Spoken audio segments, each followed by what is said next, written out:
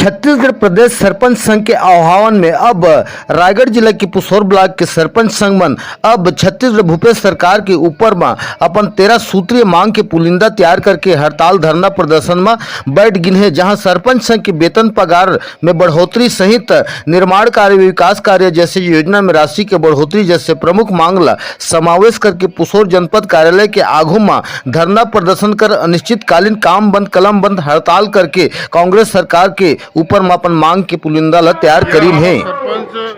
संघ के प्रदेश नेतृत्व के निर्णय है कि हम बहुत कष्ट से हम ये पंचायत राज अभी चलत है उसमें काफी सरपंच में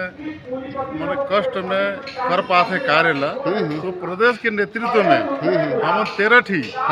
हमन मांग रखे हैं और 13 ठी मांग ला जब तक सरकार पूरा नहीं करी तो हमन ये अनिश्चित काल हड़ताल ला हम जारी रखे।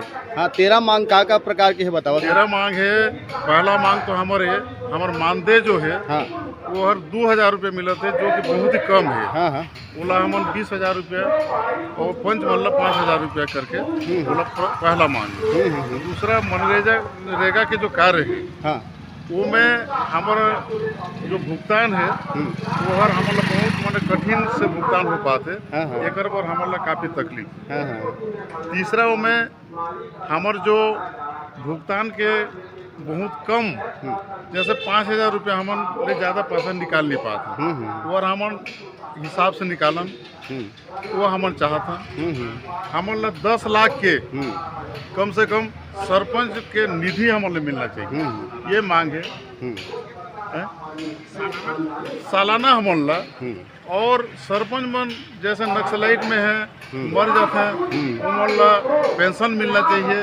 उमन ला मरे के बाद उमन ला 25 लाख रुपये मिलना चाहिए। एक बाद अब बताओ सरपंच संघ के द्वारा में जैसे मैं पहले बताएं कि हर प्रदेश नेतृत्व से इला हमन लागू करत हन इला कि हड़ताल हमन करबो वहाँ ले निर्देश मिली से जब तक हमार मांग पूरा नहीं होगी हमन ये हड़ताल ला प्रदेश नेतृत्व में हमन करते चले।